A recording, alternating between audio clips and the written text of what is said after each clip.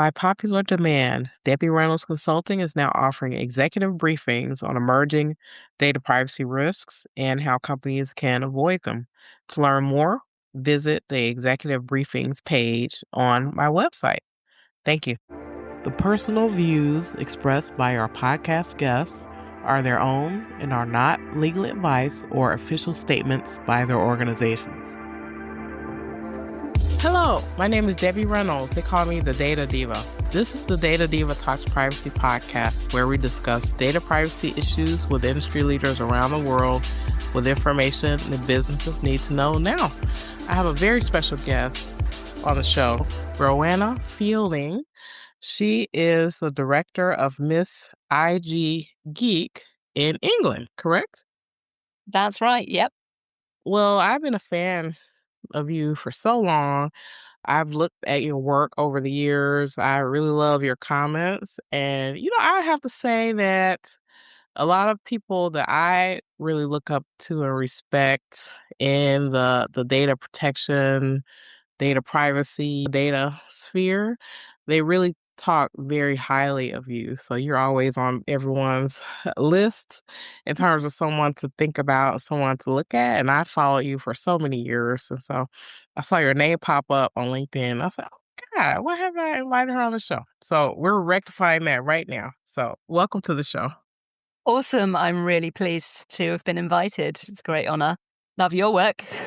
Yeah, I would love to know. You fascinate me because I feel like you're a data person like me. So you think about data in a lot of different lenses, right? So it's not just data protection, it's not just governance, it's not just ethics. It's kind of all these things put together. And the way that you talk about them, people can tell, or they will be able to tell, you have a very deep knowledge and expertise in that area. But how did you become the IG geek? I never took my A-levels, and so I didn't go to university. I went to work in the West End as a spotlight operator, which was great fun, but had no future, no career advancement prospects or anything. So I just randomly decided to do some IT training because, IT was the big thing.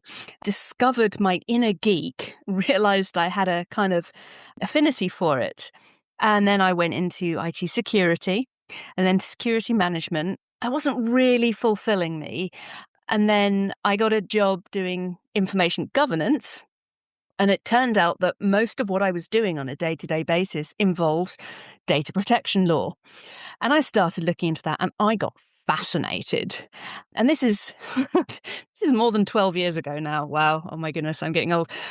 So yeah, I kind of carried on that path, just sort of side-slipped into doing data protection as a full-time job and as a career. And then a couple of years back, I sort of expanded that to include data ethics, because ethics is a big topic at the moment. Our technological capabilities are outpacing our common sense quite fast. And so now I am a consultant. I work with organizations who want to do data protection or data information governance, data ethics, not to tick boxes or because somebody's forcing them to, but because they genuinely don't want to cause harm to people. And so, yeah, I work with organizations that want to know how to do stuff right and how to think through stuff. And because I'm one of the world's biggest overthinkers, a lot of the questions I get asked are things that I've shower thoughts I've already had. So, yeah, kind of help people by asking, what is it you're trying to achieve? Do you want to look good? Do you want to be able to dig yourself out of the holes that you fall into? Or do you want to do good, be good? Oh, that's great. That's excellent. I just want your scope or your thought on data ethics, your point of view there. So I feel as though people think, oh, we could just do all these technical things and we can pull up policies and then ethics somehow magically get addressed. And it just doesn't happen that way. But I just want your thoughts on ethics and why it's important and how it connects to the work that you do. Yeah, absolutely. And you're right in what you say. People assume that because they are nice people trying to do beneficial things, that everything they do will therefore turn out to be nice and beneficial. But actually, it's a lot easier and faster and cheaper to cause harm with data than it is to use it responsibly and safely. And I think a lot of that comes from people not really thinking about what data is in the first place. You've got this idea floating around that it's somehow facts or objective neutral truth, when actually data is the output of social and technical processes created for a purpose by somebody with an agenda. So, yeah, people think, oh, there's all this data lying around in the wild, let's scoop it up and be useful with it. When actually, what they're really doing is they're taking somebody else's ideas and observations and putting them to use without necessarily even thinking, is this appropriate data? Should I even have this data? So, data ethics, it's a difficult topic to talk about because everybody wants to assume that they are just a nice person doing nice things. And if you start digging into actual outcomes and decision-making frameworks and incentives and stuff, they feel like you're accusing them of being the bad guy, even though what they may be doing may actually be indistinguishable from bad guy things. They're doing it by accident because they haven't thought about it. And ethics is a difficult one because when people say ethics, what they usually mean is in cultural norms around social relations and altruism and, protection of others. But ethics is just a code of values and beliefs. So there are people who genuinely believe that the right thing to do is to cause pain and distress to others in order to teach them the right way to do things. That's a code of ethics. It's not one that I personally think is great. But so the first thing, what happens in data ethics is that there's a long, protracted argument about the semantics of what ethics is and what it means. So that's difficult, but it's useful to frame it in terms of corporate social responsibility and environmental and social governance. That gives frameworks for what it is you're talking about. I like to get much more simple than that and kind of distill it down to don't be a git. Git, by the way, is Brit language for, I suppose the American equivalent would be jerk. So, yeah, don't be a jerk for those listeners across the pond.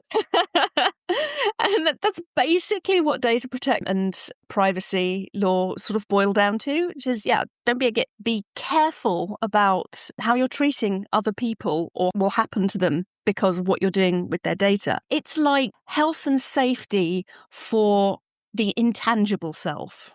So health and safety for your non-physical existence, although obviously it touches on the physical as well. So there's a lot of philosophy to get into when it comes to ethics. And most businesses don't want to sit around and have a philosophy discussion. That sort of thing happens in the pub. So yeah, the first part of data ethics is, asking like, who do you want to be? What do you want to achieve? What are your red lines? If child slavery were made legal tomorrow, would you go forth and adopt it on the basis that you have to remain competitive?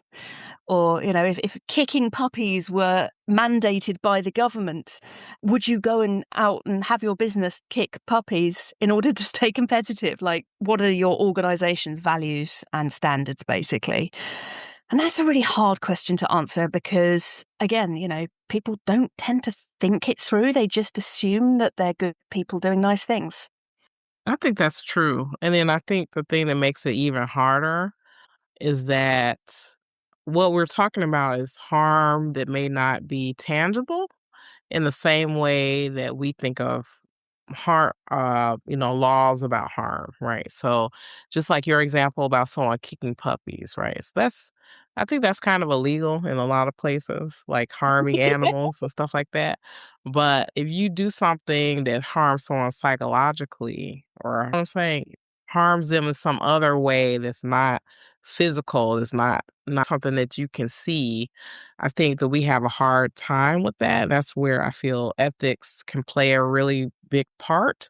Like, we have a lot of arguments in lawsuits in the US around privacy and data protection because people are like, "Oh, you use my data for this thing." And they're like, "Well, you weren't harmed, quote unquote, like no one stole your identity or no one did anything else." But then we have some laws, like we have a law in the US called the Biometric Information Privacy Act.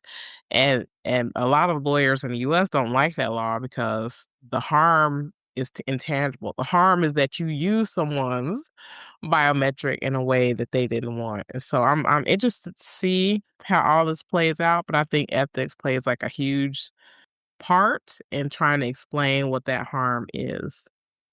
That's right. And actually, the GDPR, either EU or UK version, is actually quite helpful with that because it sets out the baseline, as in the fundamental rights and freedoms of the individual, as set out in the EU Charter of Fundamental Rights, must be upheld. And there's about 50 of those. About a third of them relate to the governance of the EU itself, so they're not generally not applicable to most things. But yeah, that this law itself spells out what kind of the ethical objectives are, which is to uphold and not diminish or degrade or infringe or prevent people's fundamental human rights from being interfered with. So that makes life easier in some ways. In other ways, it makes it difficult because data harms are stochastic effects. So usually in law, you've got your sort of proximate cause. Did thing A cause thing B? That is really hard to trace when you're talking about data harms because data is infinitely replicable. You don't know how many people out there have got data about you. And it's a lot like asepsis protocol in surgery. So when surgeons go into an operating theatre, they are not trying to hunt down every individual germ by name and wipe it out in case that particular germ gets into a patient and causes an infection. They just make the whole thing as sterile as possible, prevent germs from getting to the patient. I think data ethics, to me, is the data world, the information age version of aseptic protocol. It's making sure that there are layers in place, systems, process, governance, culture, education, incentives, very important, that make using data in non-harmful ways the default path, the path of, I mean, it won't be least resistance, but the normatized approach.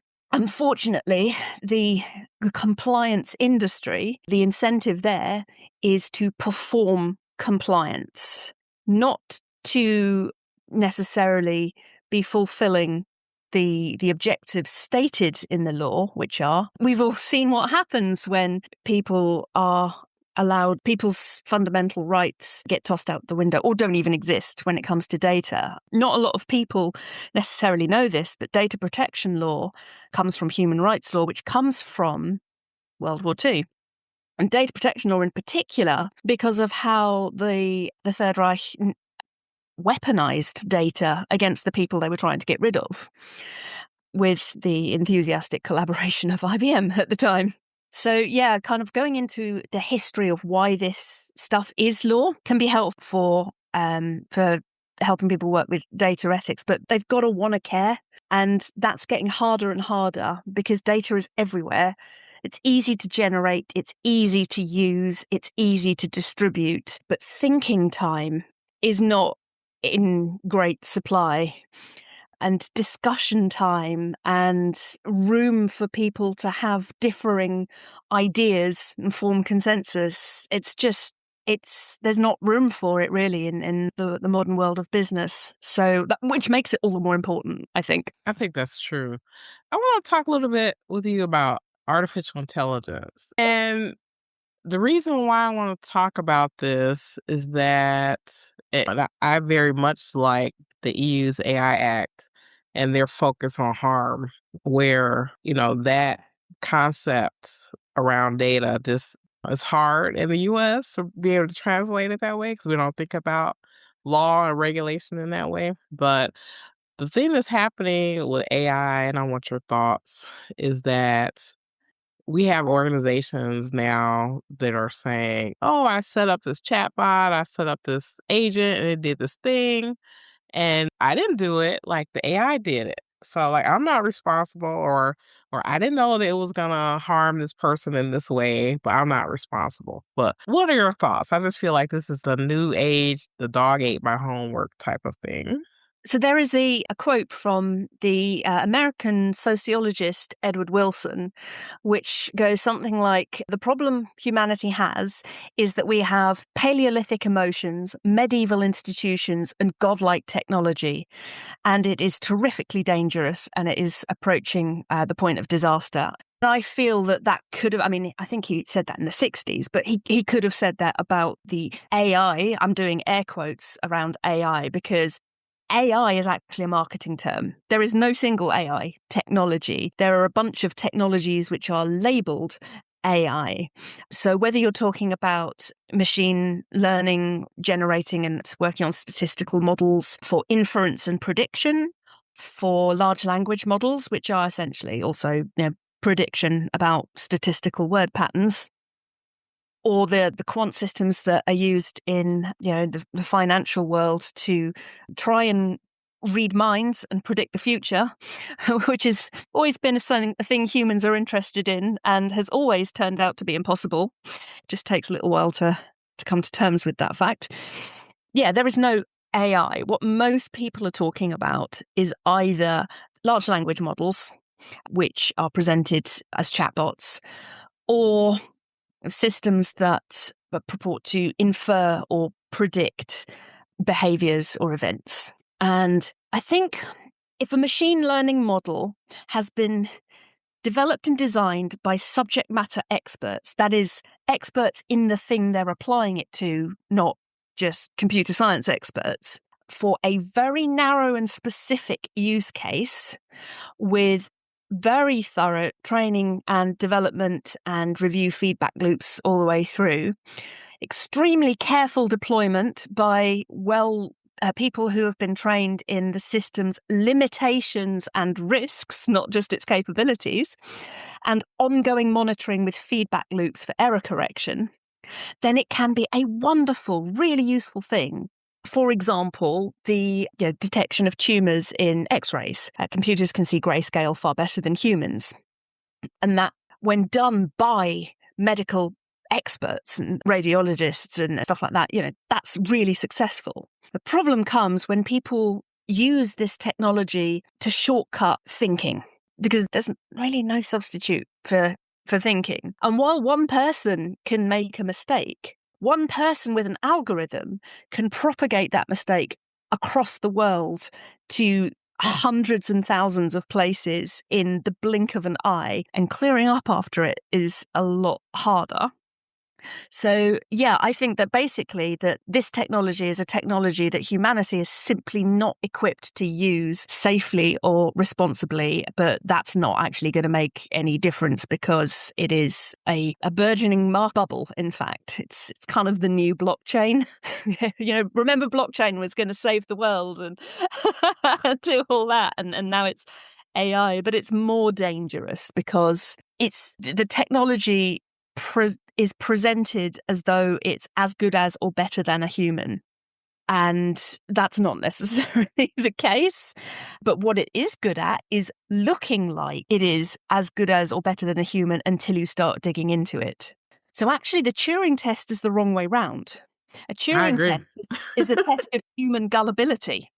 It's not a test of machine sentience. It's how easy is it to fool a human. And humans are really easy to fool and really hard to educate in the information age because our instincts are all just totally maladapted for a world that's based on the presumption of rationality and evidence and information and statistical probabilities that our squishy little brains just aren't equipped to handle. So yeah, I think it's the apocalypse, but it's a remarkably tedious one. I think so too. Oh my gosh. I was just laughing when you said about the Turing test. And I've been saying this forever. I'm like, the Turing test is about how easy people are to fool, not how smart computers are. Yeah. And that's without even getting into all the problematic questions about what is intelligence. I mean, it is impossible to have that conversation without, at some point, somebody bringing racism, sexism, classism, gender, cultural differences, physicalities, ableism. Like, there is no definition of intelligence that doesn't just crap all over somebody. Well, yeah, right.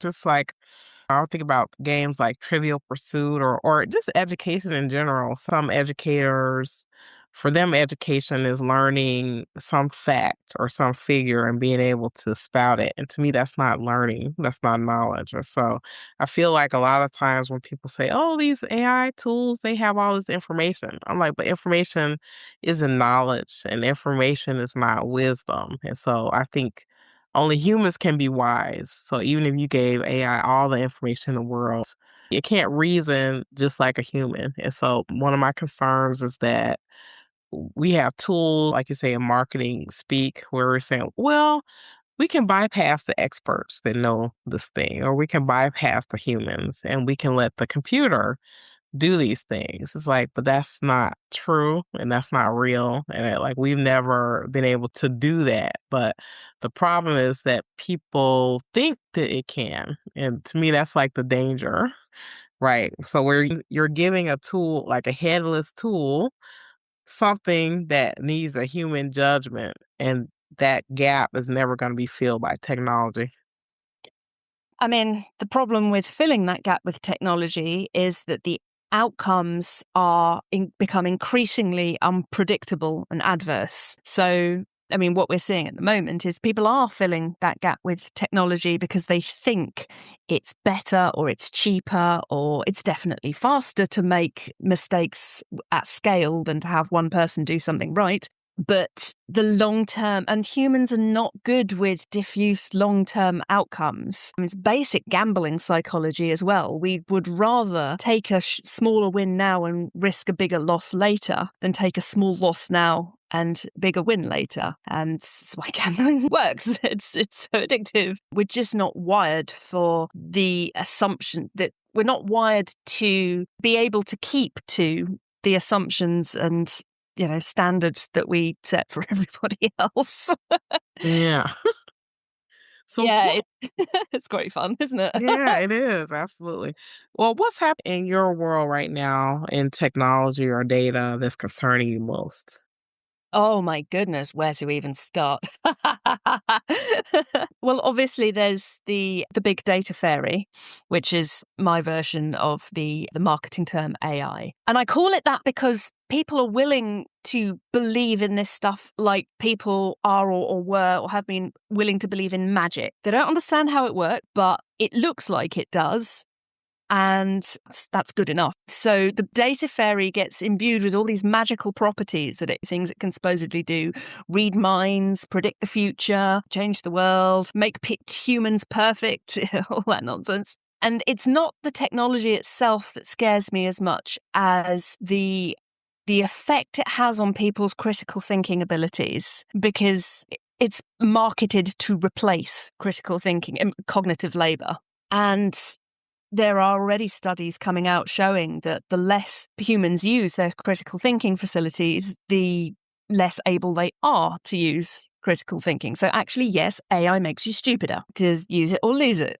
So there's that. And then there's kind of on the back of that, there's the biometric inference. So the prediction and inference stuff, which is just like wholly rooted in phrenology and racism, ableism, sexism. The idea that there is a standard model human, which coincidentally usually turns out to be a straight middle-class white guy.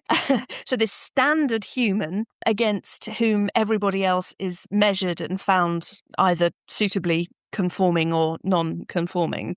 And that this standard human sort of sets the baseline for how all humans are supposed to be. And that's just not true. But even more than it being not true, it's actively harmful to people especially whose physiology, but also their neurological profile, doesn't fit that template. So you've got that automated interviewing, sentiment analysis, behavioral prediction software that is resulting in neurodivergent people just not being able to get jobs because they can't get past the robot interviewer. You've got people with facial injuries, birthmarks, facial palsy, whatever, not being able to participate in the society because everything is facial recognition and the software doesn't even recognize them as human. Like, can you imagine how soul destroying it would be to have everywhere you go, everything you try and do, have these systems say, no humans here, 404, human not found? Like, it's appalling. And I mean, yeah, there's so many examples of why trying to read people's minds or figure out what they're going to do based on how they look. I mean, it's stupid and it's dangerous, but it is incredibly lucrative because people want to believe it. So, and then like tomorrow's big doom and gloom and another thing is direct neural interface, which has enormous potential to be horrifically dangerous, especially in the hands of people who see it as a commercial opportunity and not a horrifically dangerous risk.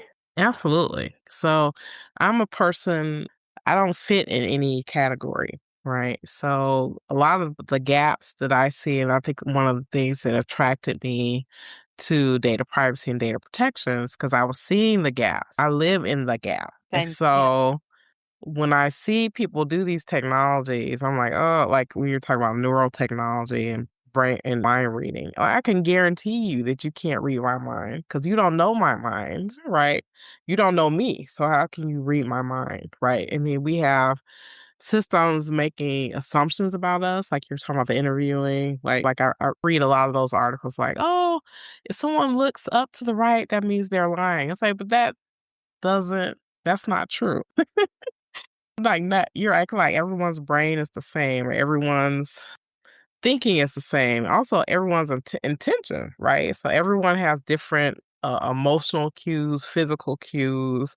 And so I'm feeling like those things are being misread in these systems. But I love this conversation, by the way. I want to go to the philosophical plane with you for a minute. And so another thing that concerns me about AI systems or the way these systems work is that the absence of data is also data, right? Yeah. To Mhm. systems. And so people don't understand that. They think, oh, yeah, we put it in and it gets this information. And so, an example of this is that there was a famous company that was using artificial intelligence to look at resumes for, Unbelievable. yeah, yes, yes.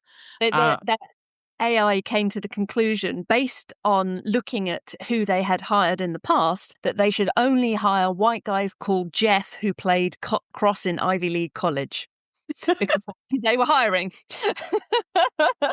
Right. Exactly, exactly. So they were filtering out anyone else who didn't fit that profile, right? But then a lot of the data of people who are different don't even get into those systems.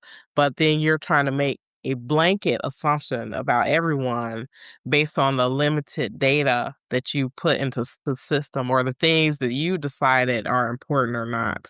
What are your Yeah. thoughts?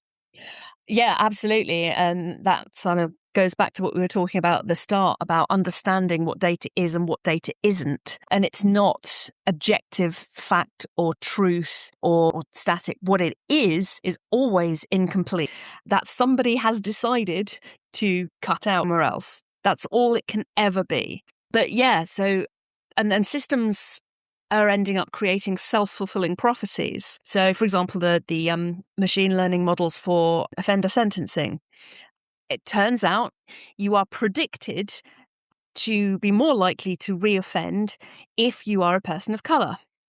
Not because people of color are inherently criminal, but because of social history, social injustice, economic disparity, and the fact that you're more likely to get caught and prosecuted as a person of color. So that is then creating a demographic disadvantage as a whole for that group of people and leading to that prophecy coming true because it's created the reality where it can only come true. I don't know if you've ever seen the movie Paycheck with Ben Affleck. So it's based on a Philip K. Dick novel. It's kind of a cheesy movie, but quite good, actually, if you like cheesy movies. So yeah, it kind of goes into the question of, can the future be predicted? Can it be altered?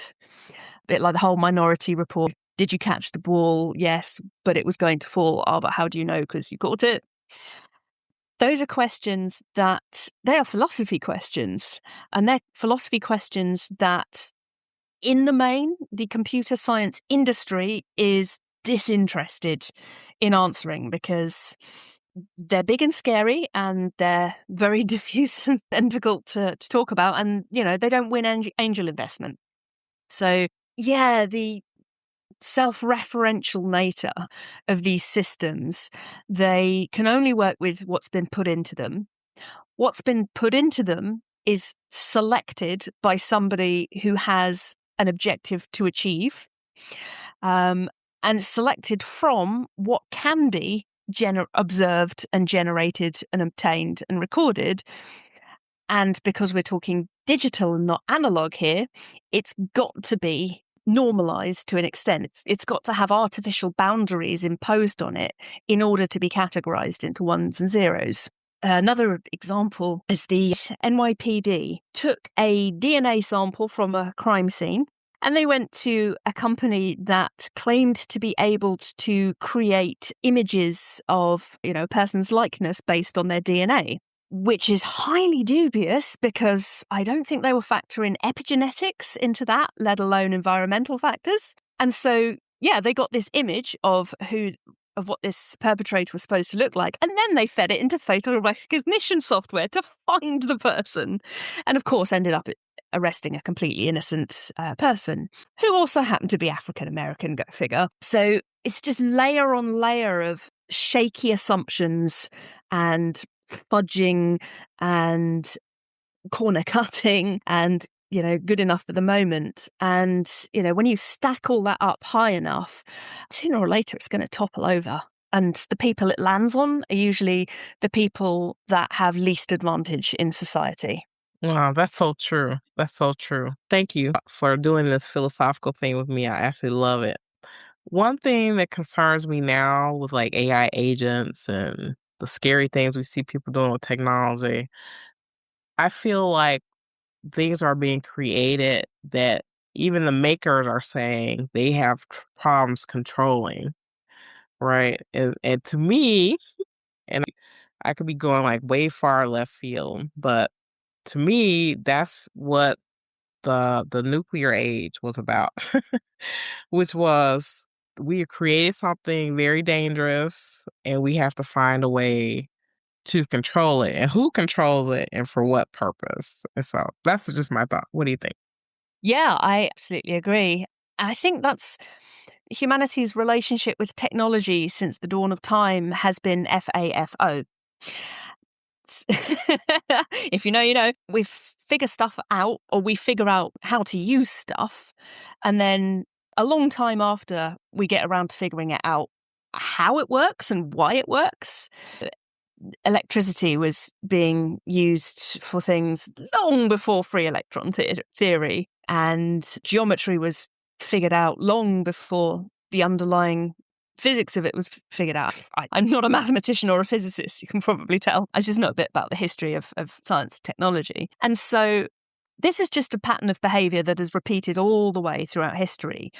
But the difference now is the scale of the technology, and the impact and the consequences are bigger than they have ever been. I actually think that digital data technology is the most dangerous technology humanity has ever invented. It outdangers nuclear power by an order of magnitude, because the worst thing you can do to somebody with a blast of ionizing radiation is kill them.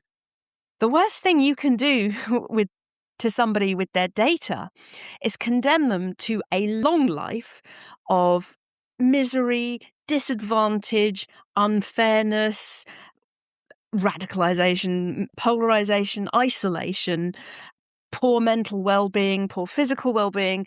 It's kind of a life of misery is kind of worse in a lot of ways than a quick, fiery ending. That's just my personal belief. I'm not saying that that's how everybody should think. And it's dangerous because it's so much more insidious. I mean, you can take a Geiger counter into a hot zone and figure out how much harmful radiation you're getting, which will give you, a prognosis. But aside from a few academic and civil society institutes and higher education institutes around the world, nobody's really doing the same for data harms. There's the Data Justice Lab, there's crack labs in Europe. There is work being done, but until the scale of harm reaches out and knocks the people at the top of the social order off their perches, there isn't a lot of incentive to do much about it. And again, that's how things go in society. Things change when the people with the most social capital and privilege start to be adversely affected by them. It was the same with food and drug safety, electrical supply safety, water safety, employment rights and labour laws, like everything, automotive safety. Yeah, there has to be a critical mass of harm before the tide turns towards a pro-safety culture. And the problem with data harms is identifying the source, the origins, in order to be able to say, well, this caused this, and then this happened and this, because it's so spread out and so diffuse. Everybody can simply go, oh, we're just doing this little bit over here. We didn't cause this. It's a lot like climate change. One person using loads of plastic bags, meh, but 6 billion people wanting plastic bags, that's a different story. So yeah, again, we've created a problem that is of a scale that's, I think, outside our ability to manage, and it's all going to end in tears. But hopefully I won't be around to see it. That's Yeah. my little bit of optimism of the day. Yeah, right. Yeah, it's like 1,000 paper cuts, right? Yeah. So like every company is like, "Oh, well, I didn't do the whole part of this harm, but I did this one thing. So that one thing that I did to this person should not have harmed them, but 1,000 other companies are doing the same thing, right?" So we're not thinking of it like a car where, okay, the brakes went out on someone's car and it had an accident. We're saying just the force multiplier of the fact that these incremental harms can be happening to people and it may not be evident in the moment, but over time it kind of snowballs into other things. Yeah. Yeah, absolutely. And that's why I think the sort of asepsis protocol approach for data safety, I mean, privacy, data protection, fundamental rights, they're all expressions of safety of the individual existing in society. So data safety is going to have to be about wall-to-wall preventative care, sterilizing the environment and the tools and the people, and having reliable, consistent processes, just all that stuff. It's analogous, but this isn't one operating theatre. This is an entire globe of different industries and businesses and cultures and nations and jurisdictions.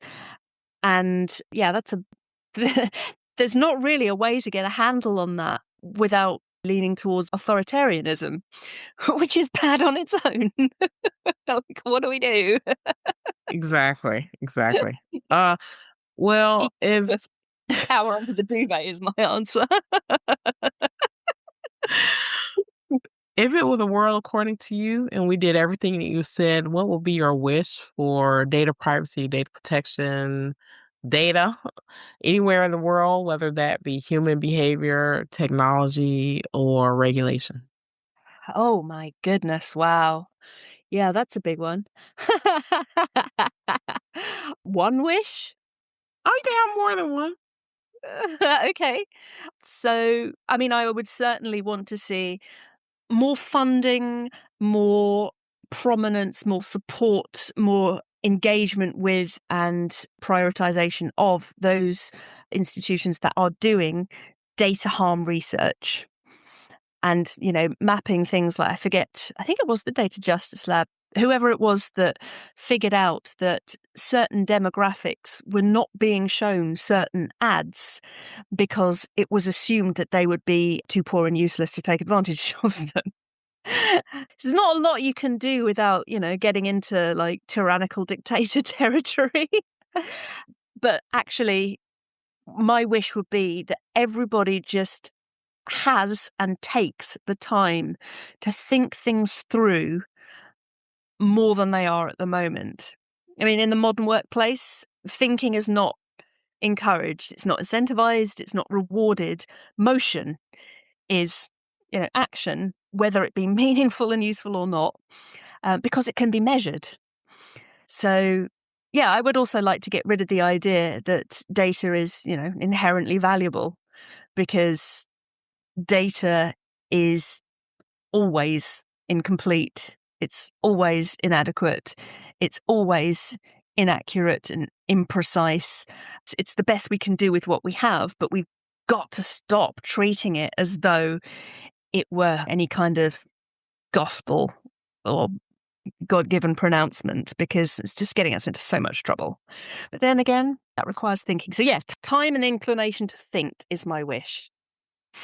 I share your wish with you. Right. We do need time and inclination to think. So that's very wise words from you. Well, thank you so much. It's been such a pleasure to have you on the show. It's been many years in the making. So I'm happy to have you here and I love your thoughts. So thank you so much. I loved our chat very much. Thank you very much for inviting me to do it. This is great. This is great. Well, I'm sure we'll find ways we can collaborate together in the future. I would love that. And yeah, even just like a virtual meeting with a cup of tea to sort of geek out and rant at each other about the state of the world. Oh, totally. I love geeking out. I love geeking out. So that'll be great. We'll talk more philosophy. That'll be great. Yeah. All right. Talk to you soon. Thank you so much. Take care and have an absolutely super day.